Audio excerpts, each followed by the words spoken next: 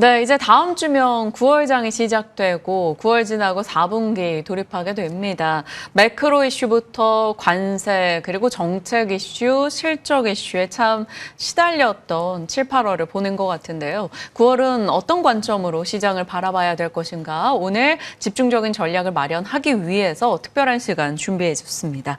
미래에셋자산운용의 최창규 본부장님 모셨습니다. 어서 오세요. 예, 안녕하세요. 안녕하십니까? 예. 현재 시장을 어떻게 평가하고 계시는지 본부장님의 시각 너무 궁금하고요.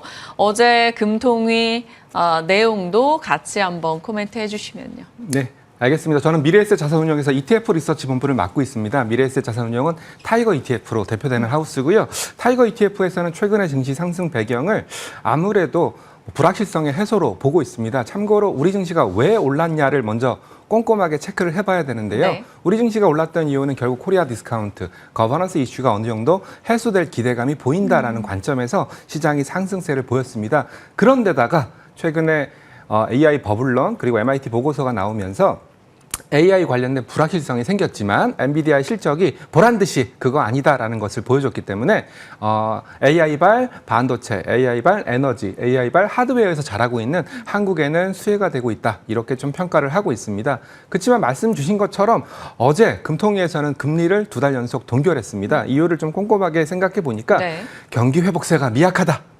그리고 부동산 시장이 아직도 불안정하다. 그리고 가계 부채가 여전히 증가하고 있다. 이런 좀 부정적인 얘기들을 내놓고 있어서 여전히 펀더멘탈이라고 할 수 있는 내수 소비 그리고 한국의 수출 이런 것들은 아직까지 시장을 강력한 상승으로 이끌 만큼 모멘텀이 되지는 못하고 있다.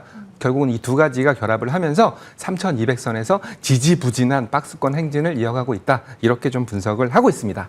그러면 이 지지부진한 흐름을 탈피하고 하반기는 나아질 수 있다라고 보시는지 아니면 좀 지금 조심해야 된다라고 보시는지 궁금한 게 사실 시장에서 낙관과 비관이 엄청나게 싸우고 있는 요즘이거든요. 네.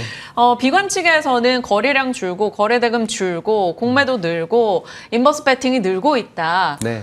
이런 얘기고요. 매크로에 대한 불안정성도 꼽고 있습니다. 반대로 낙관론 측에서는 정책적인 기대 이슈가 다시 한번 불을 지펴줄 거고 금리 인하하지 않겠느냐라는 네. 시각인데 어느 쪽에 더 무게 두십니까? 뭐 한 가지 아셔야 될 게 제가 자산운용사에서 왔으니까 아래쪽 배팅은 하기가 좀 힘듭니다. 그쵸. 뭐 그런 바이어스를 어느 정도 이해를 해주셔야 되고요. 저는 앞서도 말씀드렸던 것처럼 우리 증시를 이끌었던 상승 모멘텀이 뭐냐? 거버넌스 이슈의 해소다. 저는 여기에 방점을 두고 있습니다. 결국 최근에 상법 개정안 2차 개정안이 통과를 했고요. 2차 개정안에는 집중투표제라든지 어떻게 본다면 감사위원을 선임할 수 있는 여러 요건들이 형성이 됐고요. 그런 부분들이 저는 단지 한국 투자자들한테만 긍정적이냐 이렇게 생각을 했었는데 아니더라고요. 최근에 외국인, 특히 외국인 펜션, 소위 말하는 연기금 투자들을 만난 친구들의 얘기를 들어보니까 외국인들 쪽에서도 이런 부분에 대해서 굉장히 중요한 방점을 두고 있습니다. 결국은 한국의 디스카운트를 이끌었던 요인이 거버넌스 이슈다라는 점에서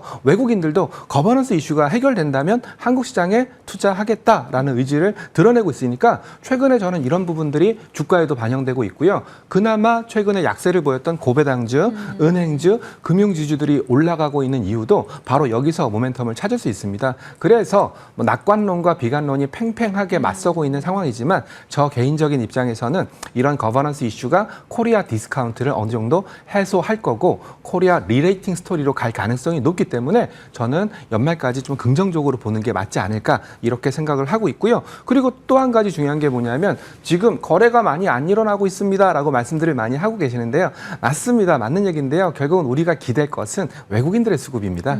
참고로 외국인들의 수급이 공격적으로 들어오진 않고 있고요. 네. 그리고 제가 파생 상품을 담당하는 애널리스트였는데 외국인들의 선물 포지션도 매도입니다. 네, 결국은 우리 9월 달부터는 외국인들의 적극적인 한국 시장 개입 그리고 외국인들의 선물 매수와 같은 긍정적인 시그널들을 좀 찾아본다면 남은 3개월 동안 시장 대응 좀 편하지 않을까 저는 그렇게 생각을 하고 있습니다. 네, 본부장님의 시각 확인을 해봤습니다. 이제 위치적인 특성상으로도 네. 낙관 쪽에 저 무게를 네. 더 실어주셨지만 그 네. 근거도 같이 언급을 주셨어요. 네, 저희 인버스도 있습니다. 네. 인버스도 있지만 시청자분들이 너무 이제 본부장님에 대해서 환호하시는 분위기예요. 네. 가장 존경하는 분이다라는 분도 있고 ETF 최고 권위자시다라는 의견도 올라와요. 원래 저는 파생 상품을 담당하는 애널리스트였어요. 그래서 원래 파생 상품은 미래 가격에 대한 예측 그리고 네. 또 주요 ETF의 기초 자산으로 많이 쓰이거든요. 제가 우스갯소리로 말씀드렸던 인버스에도 파생 상품이 들어가 있거든요. 그래서 그런 관점에서 보기 때문에 아마 좀 시청자분들이 기존에 주식만 보셨던 분들과 좀 다르게 저를 해석하시는 것 같습니다. 네. 겸손의 말씀을 해주셨지만 네. 저희는 본부장님을 믿고 섹터에 대한 뷰도 한번 얻어보도록 하겠습니다. 조선 어떻게 보시는지 궁금한데 네. 사실 뭐 조선의 이제 마스가를 비롯해서 미국과의 관계 속에 MRO, 군함 여러 가지 키워드는 이미 시장에서 다 알려진 내용이고 가장 핫한 게 지금 그 시장을 잡기 위해 현대중공업과 현대미포의 이제 흡수합병 이슈 그 가운데서 중간 지주로 한국조선해양이 어떨 것인가 네. 여기에 대한 궁금증인데요. 네. 어떻게 보십니까? 굉장히 난해한 문제긴 해요. 왜냐하면 제가 이 작가님한테 이 질문을 넣어달라고 말씀을 드렸었거든요. 그 이유는 뭐냐면 자 남은 3개월 동안 새로운 테마가 떠오를까? 저도 그게 가장 큰 고민이었거든요. 네. 즉 1월부터 9월까지는 조방원, K뷰티, K컬처, 화장품, 가끔 가다가 냉동김밥 뭐 이런 식으로 빠르게 순환하면서 흘러가는 그런 모습을 보여줬었는데요. 그러면 남은 3개월 동안 새로운 테마가, 새로운 섹터가 떠오를까라는 질문을 저한테 주신다면 글쎄요, 저는 떠오르긴 쉽지 않을 겁니다. 외국인들의 수급이 들어온다면 시가총액 상위 종목들 중심으로 들어올 거고 시가총액 상위 종목들의 조방원이 포함되어 있기 때문에 이쪽에서 벗어나기는 힘들 겁니다라는 말씀을 드리고 있습니다. 근데 현대중공업과 현대미포조선의 합병이 뭐가 문제냐면 두 주주 모두 다 불평이 있을 수밖에 없습니다. 네. 왜냐하면 시가총액 방식으로 합병 비율을 결정했는데 또 현대중공업 주주분께서는 우리가 성장성이 더 좋은데 왜 합병 비율이 이렇게 우리한테 불리하냐? 또 현대미포 주주분께서는 PBR로 봤을 때는 우리가 훨씬 더 장부 가치가 높은데 이런 말씀들을 하실 수밖에 네. 없고 저도 어느 편을 들어줄 수가 없기 때문에 이 부분에 대해서는 공정한 합병이다. 합병 비율이 잘 나왔다. 이렇게 말씀드릴 수는 없습니다. 그렇지만 제가 생각하는 이유는 뭐냐면 왜 합병을 결정했을까? 이 부분에 대해서 굉장히 궁금증을 갖고 있는데요. 말씀 주신 것처럼 HD 한국조선해양은 삼호조선이라는 그 비상장 조선사를 들고 있고요. 네. 그리고 HD 현대중공업, 현대미포조선, 그러니까 HD 현대그룹 내에서는 조선사가 한 4개 정도, 3개 정도가 산재되어 있는 그런 모습입니다. 결국은 이런 합병을 통해서 수직 계열화를 만들어서 조선 쪽에 좀 더 집중하기 위해서 이런 합병을 결정했다라고 저는 판단하고 있기 때문에 이번 합병 결정이 뭐 제 ETF 관점에서 아니면 조선업을 바라보는 네. 관점에서는 굉장히 긍정적인 내용이다라고 판단을 하고 있고요. 최근에 조선업을 바라보는 시선 중에서 한 가지가 더 붙은 게 있습니다. 바로 방산인데요.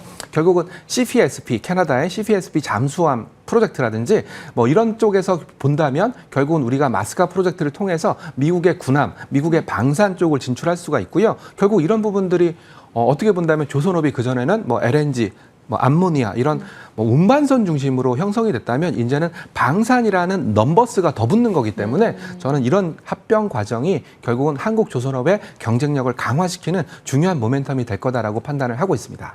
미국이 원하는 미국 해군 혹은 조선업을 위대하게 만들어가는 과정 속에서 손 내밀 수 있는 동맹군대의 기술력이 압도적인 한국의 조선이라는 키워드에 네. 기존에 갖고 있던 LNG 등 혹은 노후선에 대한 교체 수요. 그러면 충분히 1년 반 동안 조선주가 시장의 주목을 받고 많이 올라왔습니다. 네. 그럼에도 불구하고 방산, MRO, 미국이라는 키워드가 더해졌기 때문에 추가 룸이 더 남아있다라고 판단을 하신다는 거죠? 결국은 저희들끼리 이런 것들을 어떻게 표현하냐면 넘버스가 붙었다라고 표현합니다. 결국은 기존의 조선주 수출 실적 좋고 수주 좋고 이건 에브리바디 모든 사람들이 다 아는 부분이거든요. 네. 그러면 사람들이 모르는 무언가가 붙어서 실적을 만들어줘야 되는데 그 실적이 방산이라는 거고요. 오늘 또 새벽에 작가님이 저한테 또 기사를 보내드렸는데 칩스법에서 보조금 줬던 거 지분으로 바꿔줘 이렇게 요구했지 않습니까? 네. 조선업도 그런 내용들이 있습니다. 조선업도 지분 보유할게 해볼까 이런 내용들이 왔는데요. 이 부분에 대해서는 두 가지 양면의 칼날입니다. 결국은 미국 정부가 지분을 갖는다면 결국은 한국 조선업에 대한 미국 정부의 강력한 우방국이 생기는 거고요. 예, 우방국이 생기는 만큼 미국은 조선업이 없습니다. 아예 밸류체인 자체가 없는 상황이니까 한국이 미국의 조선업의 강력한 우군이 될 수 있어서 앞서 말씀드렸던 넘버스 측면에서는 굉장히 좋은 거고, 또 거꾸로 얘기하면 군함 같은 거는 미국 정부의 개입이 있을 수 있는 내용들이거든요. 그러니까 미국 정부가 시어머니가 되어서 야 이러지 마, 도크 지어야 돼, 이런 또 간섭이 들어올 수 있으니까 두 가지 측면에서 바라볼 필요가 있습니다. 그러면 조선주 ETF 전략은 어떻게 세워야 될지, 어떤 기준으로 판단할지도 궁금하고요. 시청자분이 워낙 파생기후라는 별명이 있으시니까 파생 포지션 연계해서 9월장 봐달라고 이제 9월 알겠습니다. 11일에 또 만기일도 있고 하다 보니까 그거까지 같이 소화해 주세요. 네, 저도 잠을 자면서까지 생각을 했습니다. 결국은 조선주, 현대중공업이 좋을 거냐, HD 한국조선해양이 좋을 거냐, 하나오션이 좋을 거냐. 최근에 또 시청자분들도 잘 아시겠지만 하나오션이랑 삼성중공업이 엇갈려서 갔거든요. 하나오션이 오를 때 삼성중공업 못 오르고, 삼성중공업 오를 때 하나오션 못 오르고, 이런 모습들이 일어났는데, 이런 모습들이 바로 결국은 수출 모멘텀, 방산 모멘텀이 붙어 있냐, 이런 차이로 나타나고 있습니다. 그러다 보니까 저는 이런 생각을 했습니다. 차라리 조선업에 대해서 긍정적으로 본다면 특정 종목, 뭐 하나오션이 됐던 삼성중공업이 됐던 특정 종목으로 접근하는 것보다는 오히려 ETF로 접근하는 게 지금 상황에서는 굉장히 편하지 않을까. 제가 ETF에서 나왔기 때문에 이런 말씀 드리는 게 아니라 지금 조선업은 같이 움직인다기보다는 따로따로 움직이는 경우가 있고, 또 어제 같은 경우는 HD 한국조선해양이 오히려 주가가 올랐거든요. 중간 지주 회사인. 그러니까 이런 상황들이 연출되다 보니까 차라리 다 담고 있는 ETF를 통해서 분할 매수 형태로 접근하는 것이 저는 가장 바람직하지 않을까. 특히 연금 계좌는 우리의 노후를 보장해주는 계좌지 않습니까? 연금 계좌는 필연적으로 성장이라는 부분, 투자라는 부분이 들어갈 수밖에 없으니까 저라면 그냥 연금 계좌에 그냥 조선업 ETF 어느 회사 거가 되던 그냥 나눠서 분할 매수하는 방식이 한국 조선업의 미래와 함께 가는 그런 동반자적인 관점이 되지 않을까. 저는 그것을 가장 베스트 시나리오로 좀 보고 있고요. 그리고 9월 만기 같은 경우에는 이렇게 좀 보고 있습니다. 저는 외국인들의 선물 포지션을 굉장히 중요하게 보고 있는데, 외국인들의 선물 포지션이 숏이라고, 매도라고 말씀을 드렸습니다. 서두에서. 근데 그건 어쩔 수가 없습니다. 외국인들 입장에서는 항상 한국 주식시장을 해지할 수 있는, 하방 리스크를 해지할 수 있는 수단이 필요하기 때문에 선물 쪽에서는 숏이 매도가 정상적인 부분이고요. 매도의 강도가 중요한데 최근에 매도의 강도가 굉장히 빠르게 줄고 있습니다. 그래서 저는 9월 만기 걱정하실 필요 없다. 이렇게 좀 판단을 내리고 있어서 아직 2주 정도 남아 있습니다. 2주 정도 남아 있어서 제가 뭐 기회가 된다면 뭐 추가적으로 업데이트 해드리도록 하겠습니다. 네.